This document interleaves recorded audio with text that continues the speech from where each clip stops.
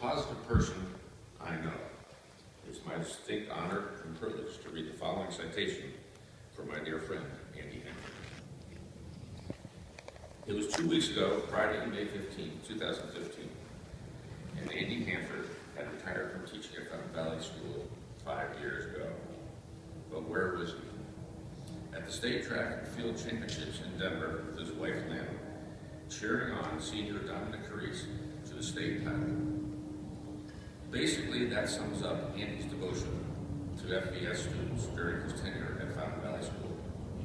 He was always there for the Danes, whether as a teacher, advisor, interim leader, or dorm parent.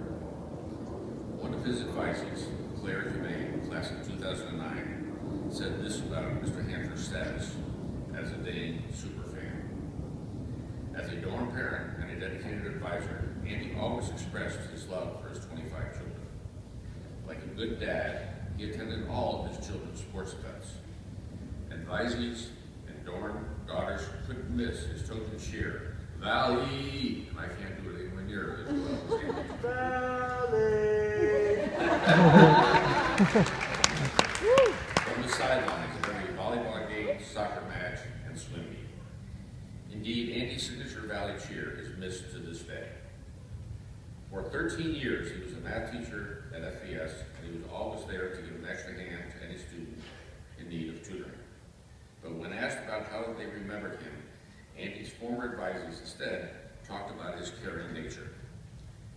Mr. Handford was one of my favorite people at FVS, said Remy Albert, also from the class of 2009.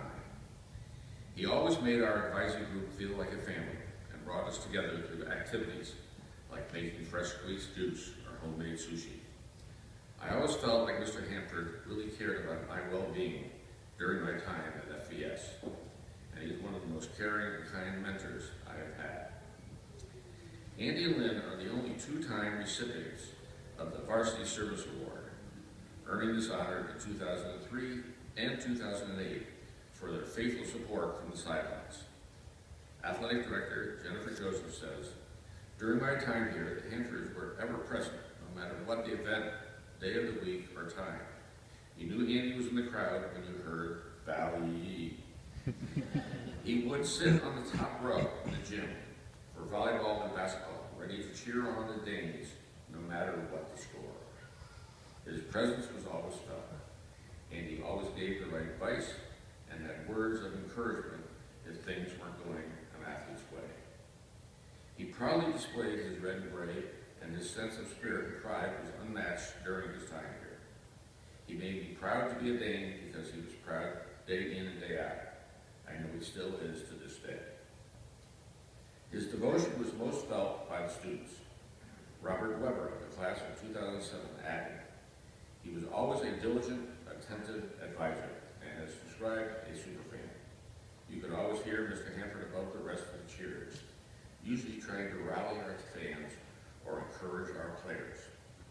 He never had a negative word to say, no matter how fierce the competition may have gotten. And just as he was there for Dominic Carice well after he had retired from teaching, and he was also there for students after they left Fountain Valley School. Paul Rickling, a class of 2008 Western writer, had more to say about Andy's status as a superfan. Beyond getting me through high school, Andy and his wife Lynn were superfans to me, Paul said. When I was a freshman in college, I had a nasty roadie accident that left me in the hospital for 5 days. My family couldn't get out for a few days, but Andy and Lynn were there my second day in the hospital. If you know Andy and Lynn, you would know that you can't stay negative for very long around them. They lifted my crippled little spirit and probably reduced my morphine drip requests significantly. Perhaps there's no better person to speak about Andy's devotion than his son Duncan, class of 2000, who said, "Growing up, every sporting event included a bellowing English voice above all the other voices. This voice traveled with me all over the state, on weekends, weekdays, rain, snow, sun, win or lose. It always had the same positive message. That voice was the voice of my dad, Andy Handford. My dad has been a part of the Fountain Valley School was a fatherly figure to many students over the years. It is no surprise that the same voice I had growing up could be heard at every Fountain Valley sporting event. It was always the same voice of drive, inspiration, and determination. He would travel all over the state many times with a van full of FVS supporters in tow, regardless of the weather or circumstances. My dad is forever positive and supportive, even after his retirement. Even today, he can still be found cheering at FVS sporting events. I am so thankful for all the support my dad gave me over the years. I'm sure I have every Fountain Valley School, son or daughter, thanking him for being our greatest supporter. The support from his voice will stay with you forever. From hundreds of FVS athletes that you have supported over the years, and for the love and support that you provide every day, thank you and we love you. For all this, I am proud to induct my friend Andy Handford into the Fountain Valley School of Colorado Athletic Hall of Fame.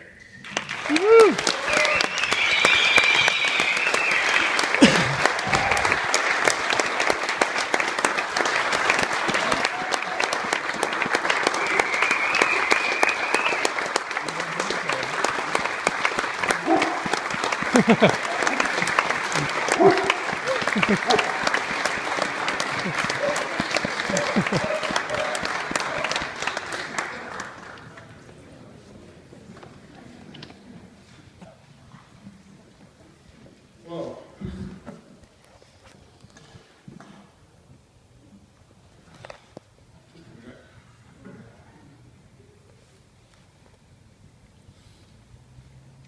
I'm excited, honored, and humbled to be here. It's hard to describe what it's like. I mean, here I am with this group, all of you fans of Fountain Valley, but at this elevated level in athletics, and you asked me to be here. Just a quick little note, some of you, because there are a lot of people here I haven't seen for a while, a number of years, who've come back. And you might be a little confused, because there's two Andy Handfords up there. The one you see there, and the one you see there. The last couple of years I had a little tussle with cancer, resulted in this, but we've reached a truce. And I'm in good shape, back to doing the things and having the kind of adventures I used to have. So things are good there. Woo!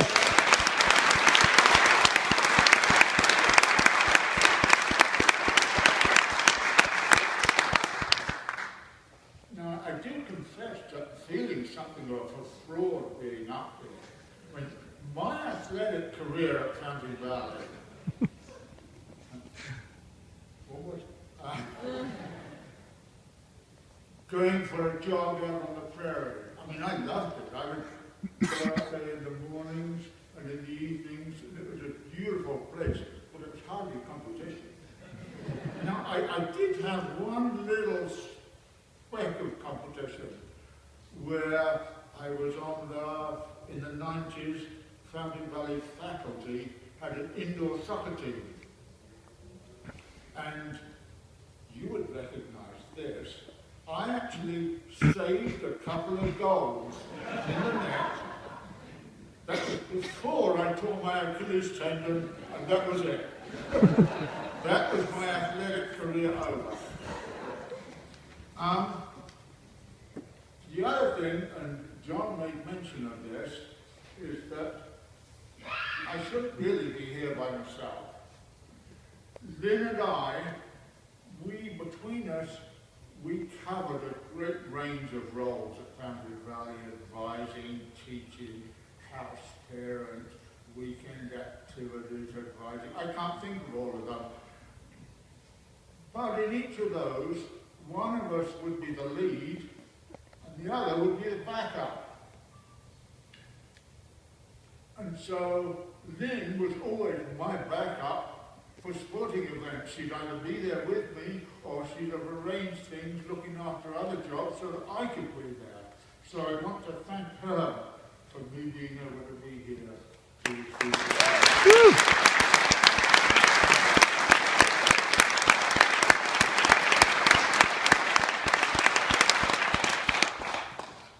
My career as a fan started when, along with some, I don't know, 20 million other parents, started attending my son's soccer games at around the age 5. And that was good value. As a fan, soccer's good value. You go to a 90-minute game, and generally you got pretty much 90 minutes of your son playing soccer, and you're cheering for him. Then things move along, and my son Duncan added baseball to his sports. That wasn't quite such good value, because you go along there for an hour, and then you're not going to get much more than 25, maybe 30 minutes time when your son's performing, you can watch them. Well, things got worse than that.